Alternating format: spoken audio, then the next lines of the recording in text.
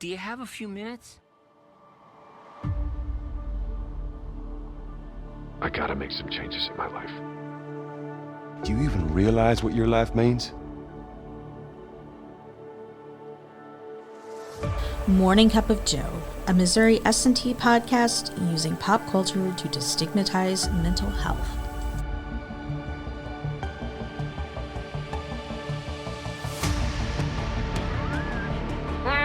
Fake laugh, hiding real pain.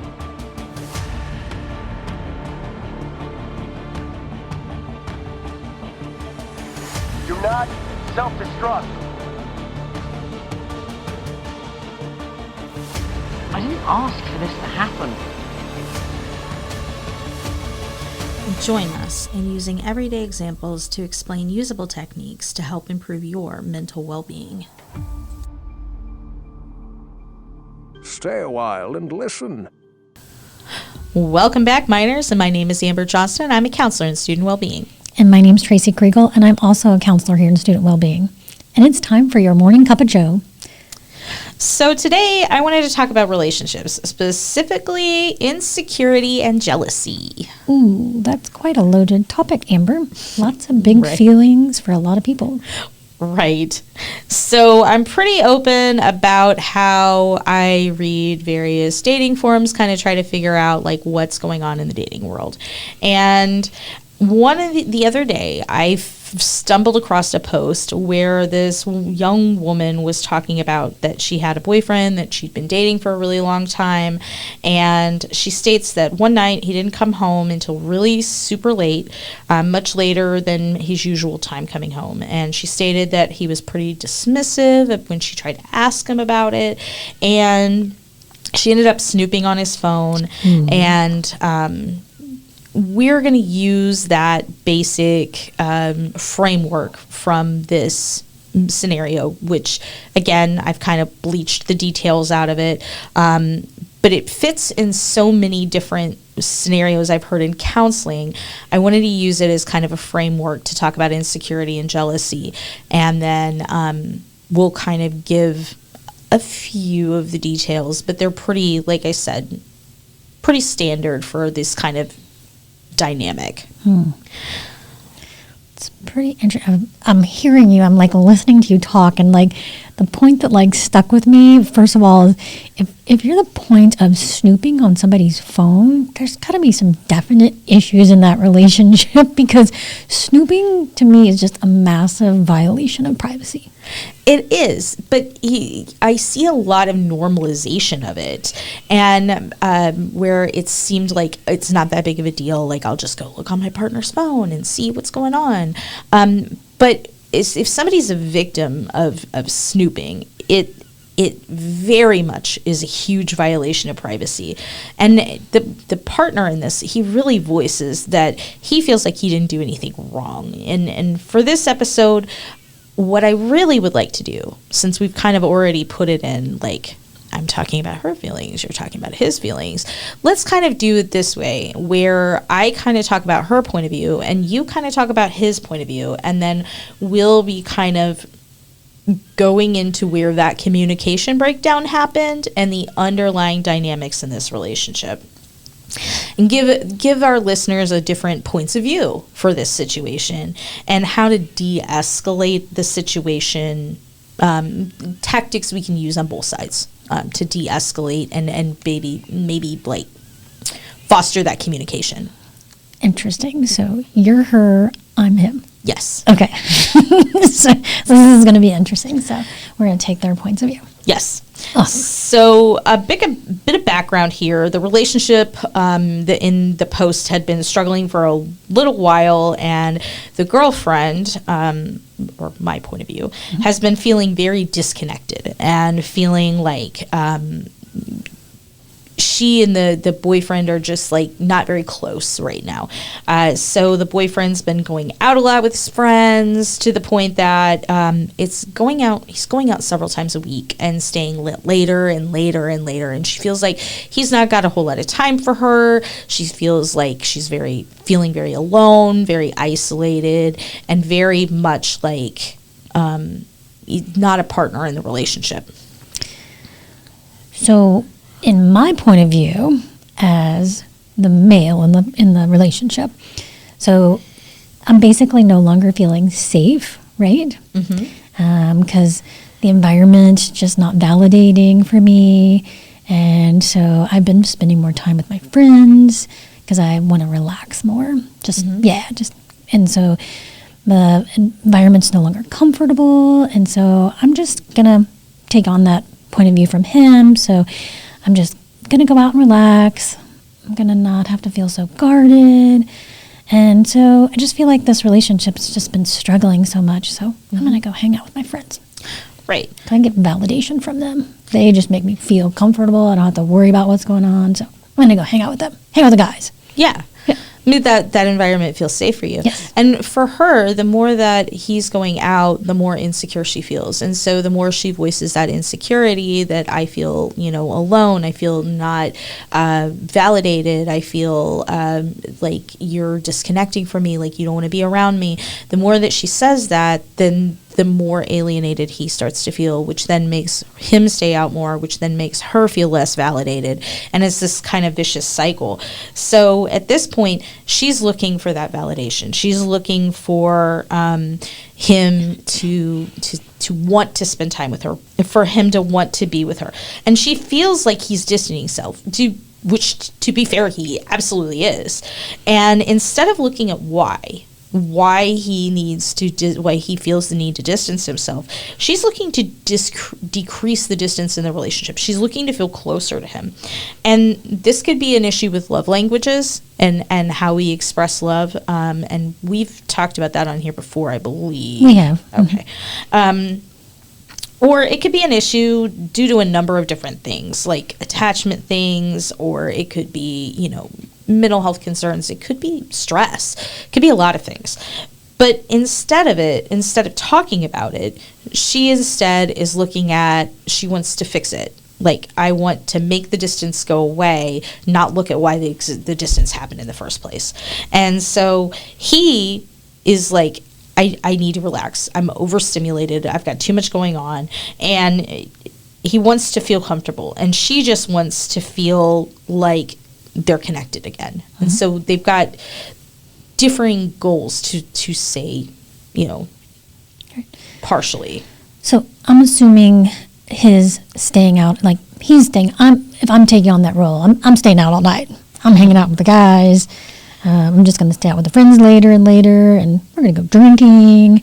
I don't want to come home because it's awkward and it's uncomfortable. And, taking on this role, I'm meeting some new friends. And at the bar, I've met some new people, might have met a couple people. But, hey, I met this lady at the bar. I was talking to her. It's comfortable.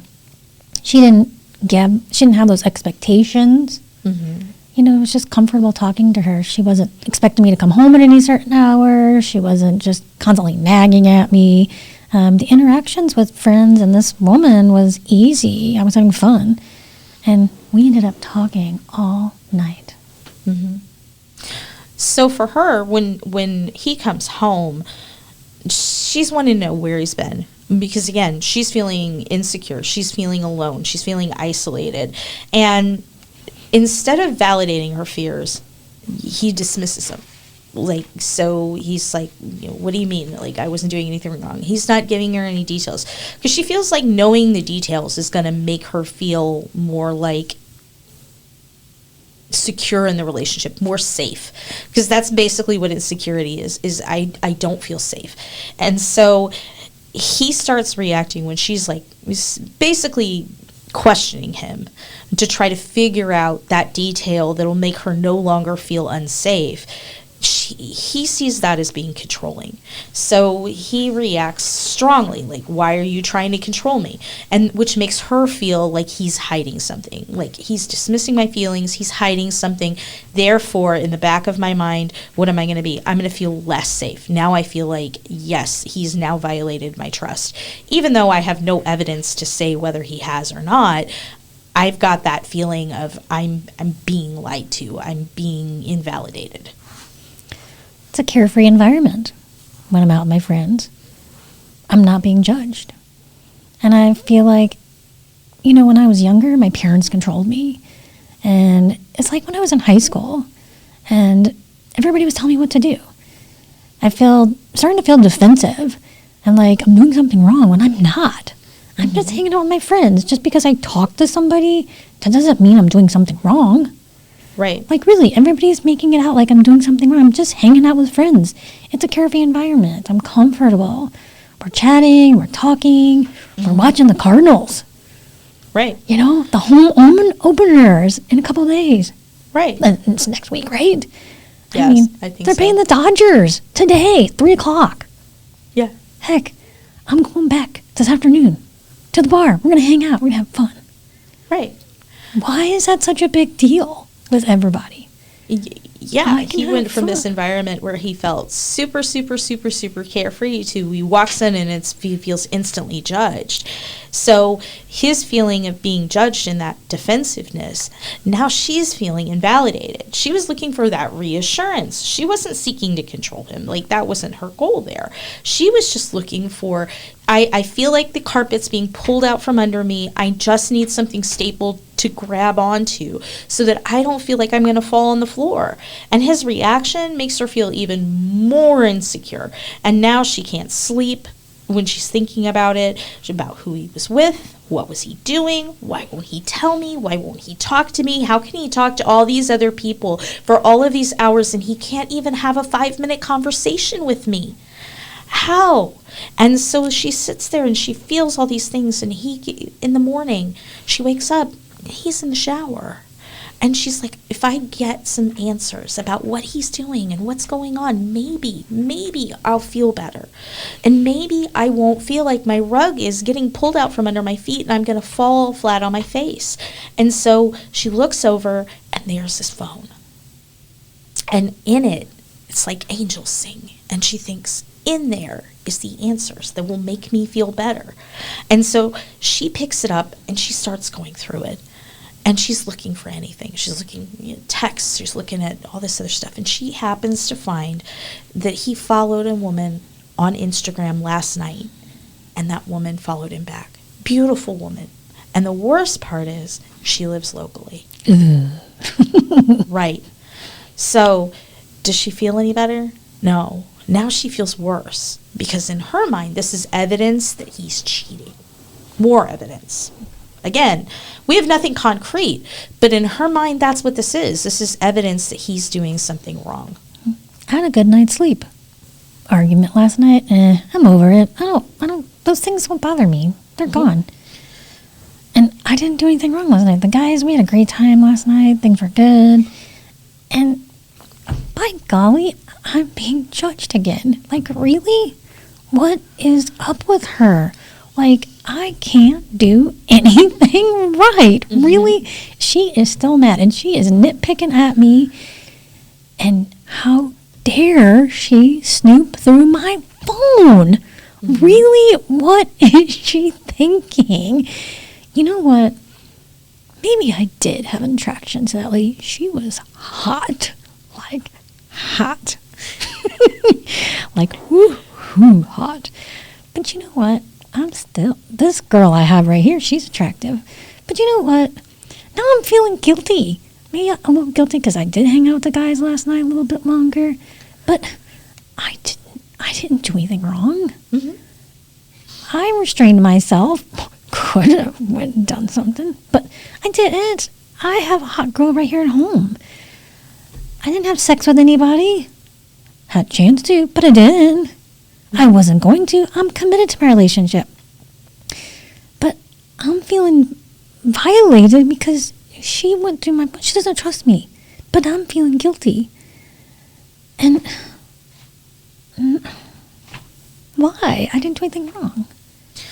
So when he tells her like that she's controlling and that she violated his trust, she feels like his behavior is defensive. Like, she's going to take it instantly, like, he's being defensive, he's hiding something, he's gaslighting me. I hear that all the time. Just there's a lot of misinformation about what gaslighting is, and we've talked about it on here. But when he's expressing her feelings, she feels like he's invalidating her feelings. And so she even becomes even more convinced that he's hiding something, even more convinced that there's something going on here.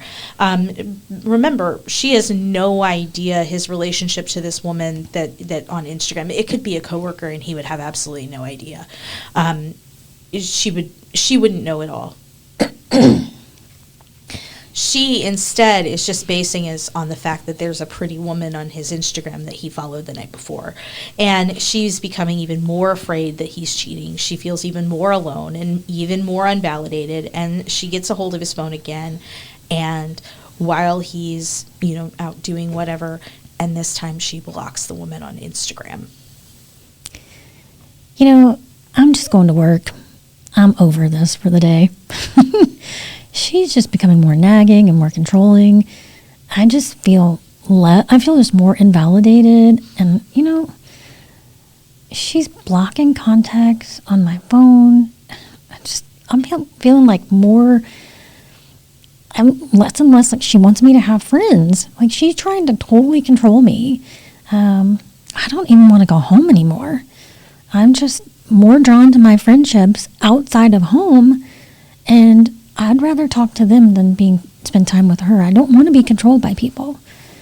I want to spend time with her, but now I want to spend less time with her because of the way she's acting. I don't get why she's acting this way. She don't trust me. Why is it that I can't talk to other people? Why can't I talk to other women? I don't get this. Like, why is she acting this way? Why doesn't she trust me? Well, and the more that he feels like he doesn't want to be home and doesn't enjoy the time, that changes a feeling in the relationship, and she feels it. She feels that disconnected. She feels that he feels uncomfortable. She feels that he's not relaxed anymore. She feels that they're not having fun anymore. And she becomes even more convinced that he's cheating. And if she goes and talks to her friends, they're going to most likely further validate that feeling and yeah, he's cheating, you should leave him. And they validate that feeling. They're absolutely, and friends should validate your feelings, but at the same time, is this feeling coming from anything that we know? And it's not. And the more distance that's created, and she becomes even more suspicious of his behavior. And at this point, they stop discussing the incident, but it kind of just boils in the background. Like, they're not fighting anymore. It's just this quiet, seething, no communication happening, no relaxation happening. They're just in the same space, and both of them, neither one of them trusting each other, neither one of them enjoying their time together. And she becomes suspicious of everything that he does when she isn't around. She finds herself snooping more and more and more. Anytime she can get a chance on his phone, she may even start getting into other technology, using apps and whatever to try to track him, try to catch him, try to go to the bars. She, send her friends to the bars that she thinks he might be going to. The other ways that she can try to catch him, catch the behavior. She becomes almost obsessed with it. Like, how do I catch him? Because that, to her, would feel validating.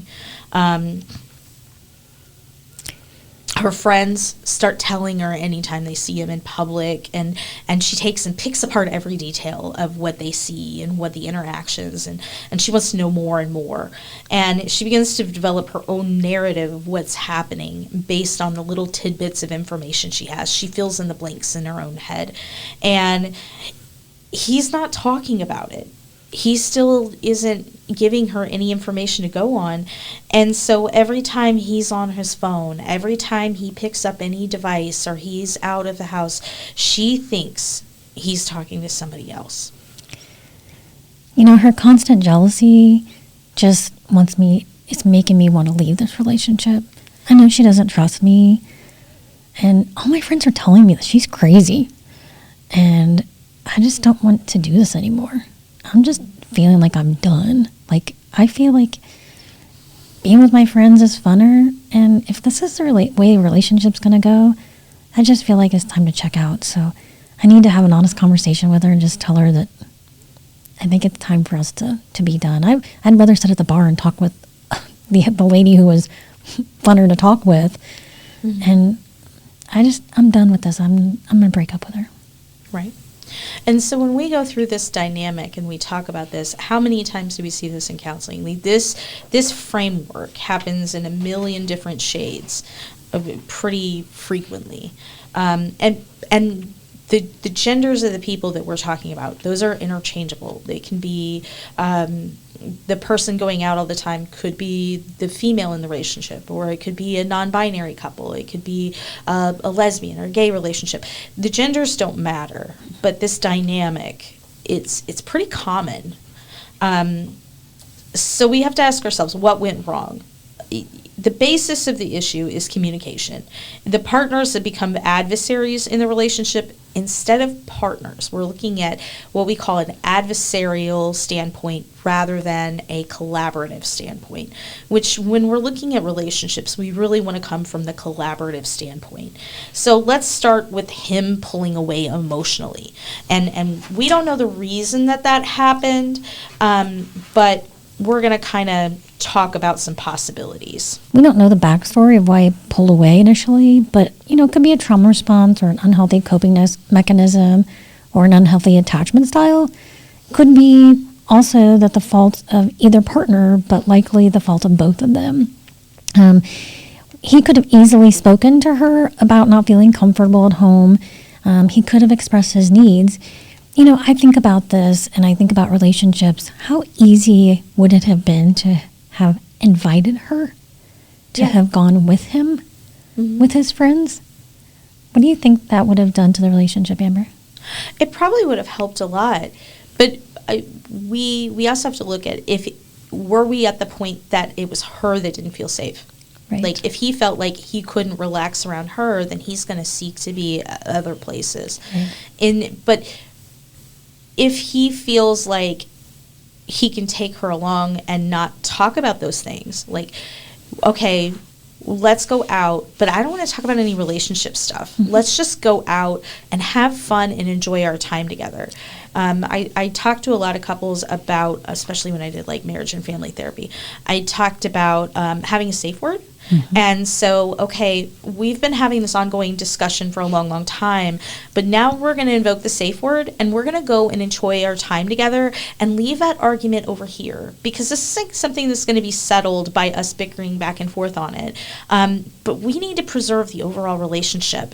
And maybe to do that, we need to put that aside for a minute, remember why we're in this relationship to begin with, and then we can, revisit and try to solve the problem later. But if we don't enjoy each other's our time with each other, then what really do we have at that point? Right, sure. So, he could have communicated that he was out and just having fun and wanted to stay later. Mm-hmm. Communication, like we said, is just so vital to creating, that harmony in a relationship. He could have given her estimates in time, when he was planning to come home. Those are all trust-building activities and signs of respect.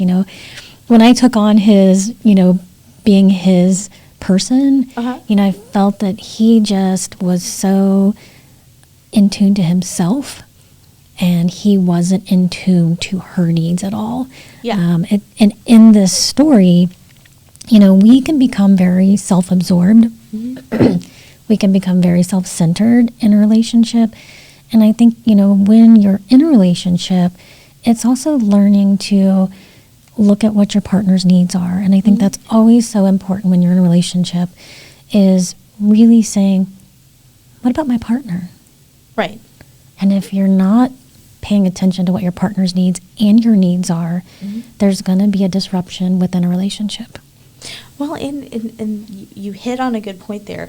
Like, he wasn't cognizant of her needs, but really, was she cognizant of his? No. Because, like, it's a pretty common need in relationships that there's usually one person that kind of gets a little bit stressed and needs some time to decompress. And so if she would have just recognized, okay, my partner needs time every day to just decompress a little bit? How do I facilitate that, but then also feel like my needs are getting met? And that's when we get into those boundaries, because we want to create it in a way where both people's needs are being met to the best degree that we can. But in this case, like you said, they're both caught up in their own needs. Mm-hmm. She's caught up in her need for that quality time, that love language, feeling connection, and he's caught up in his need to be able to de-stress from the day. And both of those needs are valid. Right. But even like, and that's a good point that you brought up about the communication part, because even if you're living with a friend, it's respectful to voice when you're going to be home and when you're not. Mm-hmm. Like, and that's not asking permission. It's instead being cognizant that you're living with another human being that may need to know, basically, even just for safety purposes, right, when you're going to be there, when you're not, and having a general idea so we know, can make sure that the animals are fed, the plants are watered, that, you know, meals are cooked, you know, things like that. It's just basic courtesy to give it a general heads up, hey, I'm going out on this night. And that's how we show respect. But again, he wasn't doing this. And even giving her an idea of when he planned to be home, even if it wasn't exact, like, oh, I'm going to be out late tonight. I might be home at like 1 or 2. And then if she doesn't hear from him, she can shoot him a text and say, hey, you know, can you give me an update? Not saying, when are you coming home? But instead saying, can you give me an update on when you're planning on being home? That kind of thing. Right.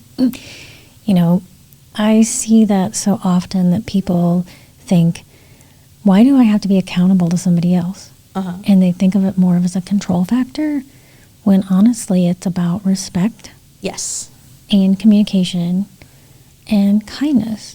Mm-hmm. I have experienced that over and over again with kids, my own children, uh-huh, in relationships. But I think it's so imperative that we do think about other people in that. So I want to go back in there. Now, I think this is where her mistake might have come in as well. And when she was feeling that distance in the relationship, instead of addressing it, there was more distance. Mm-hmm. You know, she could have told him that she felt disrespected, but she didn't. There wasn't communication there. She just didn't express those feelings, I don't think, outwardly. There was just that lack of communication, don't you think? Yeah. Like, she could have said, look, I'm feeling really disconnected. I know you want to go out with friends. I want you to go out and have fun and do the things you like to do. Can we schedule a time where you and I can reconnect? Can we pick a day of the week that this is our date night? Can we set some times to prioritize our relationship? And most partners would be receptive to that. Like, if you start, saying, okay, yes, you go meet your need, that's fine.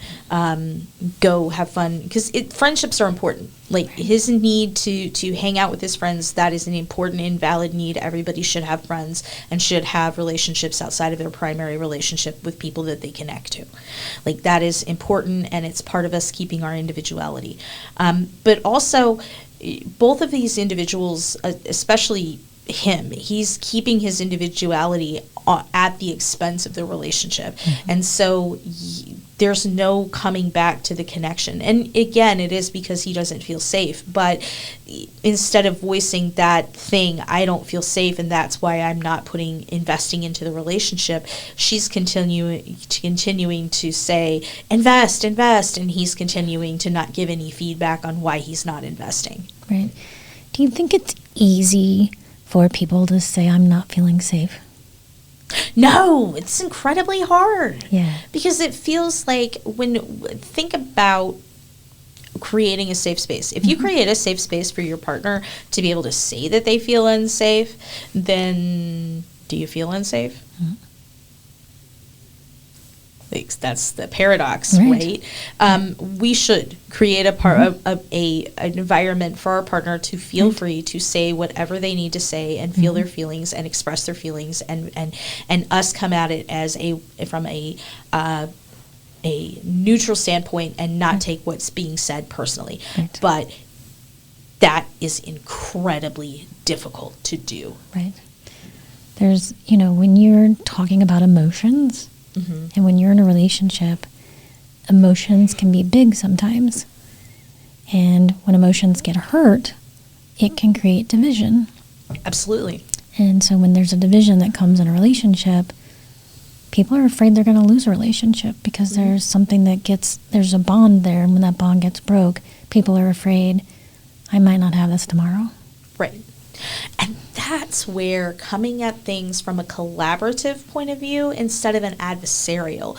Because when we're looking here, we've cast him as the runner and her as the chaser. It's like Wile E. Coyote going down the road here, right? Right, exactly. And it's that is not a comfortable situation or a safe situation for either of them, because he doesn't feel safe because if he feels like she doesn't understand or validate my feelings, and she feels like he doesn't feel safe or, and validate her feelings. And so between those two situations, that's not a safe environment for either. So when we talk about collaborative, the collaborative part comes in when both people want to preserve the relationship. And in order to do that, you have to hear things that you're not necessarily comfortable. Do you think, and I guess in this situation, what do you think could have been the pivotal moment that could have helped in this relationship? I think them sitting down and having a conversation would have been a pivotal moment. Right. And saying, look, I appreciate you need time with your friends, and I want to support you and make sure that you get the time you need with your friends, but I'm feeling you're doing so at the expense of our connection. And then he could have been like, well, I'm feeling stressed right now, and I really need to get rid of some of his stress because I don't feel like I can be a good partner to you if I'm feeling stressed out and overwhelmed. And so then the two of them say, okay, well, how do I fix this? How can we together as a couple come together and fix this problem so that you don't feel overwhelmed and I don't feel disconnected? And we call that turning in. And in relationship speak, it's turning into the relationship as a support for the other person instead of, in the case of the scenario, them turning away. Right. And that's where they had to have gotten. They had to pivot into each other instead of continuing to pivot away from each other. Yes. Which he was running away, she was running towards. If he could have turned back in, they could have maybe met in the middle. But they never did. They both just kept, and she eventually turned away too. Right. But they were both going opposite directions. But I'm going to challenge that thought. Was she really turning, yes, she was chasing him, but was she really turning into the relationship? Because she wasn't. She was, instead of trying to turn into the relationship and validating his needs, she instead was turning away towards her own needs. True, very true, yeah. So I guess if listeners are listening to this, I would hope that they could look at their own relationships, look at their own thought processes regarding relationships and the overall aspect, and think about maybe they've been in a relationship or they are in a relationship and say, do I turn into my relationship or do I turn away from my relationship? Right. Now, this being said, we don't want, if we've got somebody and we're trying to turn in the relationship and repeatedly, that person is violating our boundaries, not respecting our feelings, and invalidating us repeatedly, then that's an abusive relationship. Absolutely. And that is not one that we want to stay in. Right. We want a partner that's going to turn in with us and turn into that relationship as well. And whether, however that looks. Every relationship is different. You're going to have different boundaries based on your own personal beliefs, based on your own your moral standings. Everybody's different. Past relationships, all of those are going to play a piece into this. But if you're feeling insecure, how can we express that? Can I have a conversation with my partner and say, look, I'm feeling insecure. But one of the key figures, and I say this all the time in the Healthy Relationships group, is just because I'm hurting doesn't mean my partner did something wrong. And just because my partner's hurting doesn't mean that I did something wrong. And so we have to stop and say, okay, I'm hurting, but that is a relationship issue. I'm hurting, I'm feeling insecure. Instead of saying, I'm feeling insecure because you did something wrong. We're going to flip that around and saying, I'm feeling insecure, and my partner's going to say, okay, what can I do to help you feel more secure? Not necessarily in changing my behavior, but like as far as going out with my friends, but what can I do to make you feel more supported? Do you need to cuddle right now? Do we need to plan a date night? Like, I'm not necessarily going to stop hanging out with my friends, but instead we're going to look at helping you feel more connected and more empowered in this relationship. It's awesome.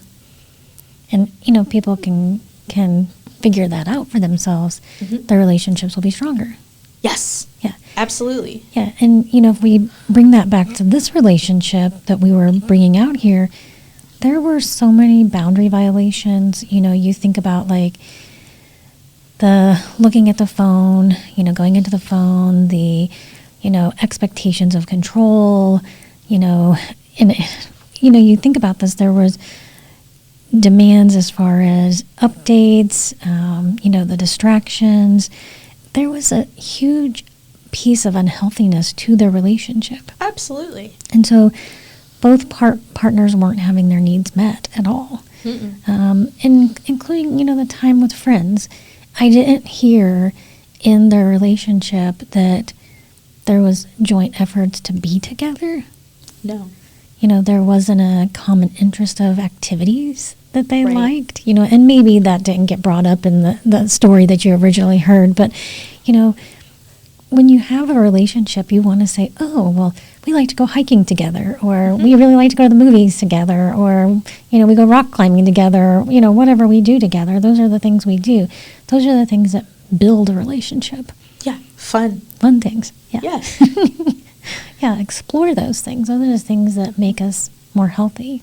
Yeah. Relationships should feel calming. They should feel secure and safe and fun. Yes. They absolutely have to be fun. Yes. Reading this, it did not feel like anybody was having fun here. No. But, they should also, our relationship should also foster having time away from each other, too. Yes. And that is absolutely a need. Like, they absolutely need time for their own hobbies, to hang out with friends, to do their own things, and then come together. Right.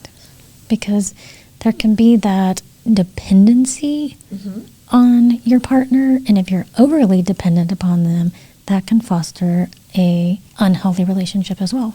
Right. Well, and if you feel secure in your relationship, that's when you get the part where, he says he's having a boys' night, and you're like, yes, I get to stay home and binge Netflix on the couch and eat, cookie dough. Like, whatever that looks like for you. Or I get to go out with the girls, or I get to go do this. Like, yes, you've got the time together. Your needs as far as time together are met. You feel secure in the relationship. You don't question what your partner's doing. You're just like, oh, he's going to go do this. Now I get to go do this. And you appreciate the time away from each other and the time together. Because if you're together all the time, what are you going to talk about? Right. Yeah. Like the movie you guys both watched together? You eventually, it gets to the point where because you need those other relationships. You need that variety. You need to be able to have time to yourself and time together. You need both of those things. That fosters a good, healthy relationship. Yes. Very much does. Yes. Because what you're talking, that constantly, that dependency can very quickly, get into that codependency. Right. Where you're constantly putting the other person's needs before your own. Yes. And making excuses for them. And that's not healthy. Yeah. Because eventually your needs aren't getting met. And we're not saying to put your needs above your partner's. We're talking about that watching out for both of you. I'm going to make sure to work on meeting my partner's needs, but I'm also going to make sure I'm making sure mine are met. And if you're both doing that, oh, that's when the magic happens. Right. Exactly. Exactly. Very good. Very good. So, okay. Well, thank you for joining us this week, Miners, and we will see you next week. Take care. If you like this podcast, please remember to like and subscribe. To schedule an appointment or to reach out to us about future topics you would like to see, please email us at wellbeing@mst.edu. You can also reach us by phone at 341 4211. We are located at 204 Norwood Hall.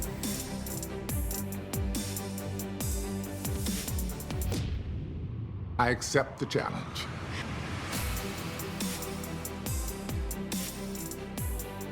Get out there and do your best!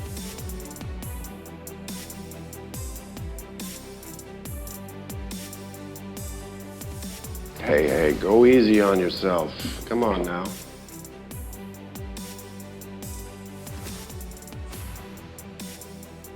Now you're talking!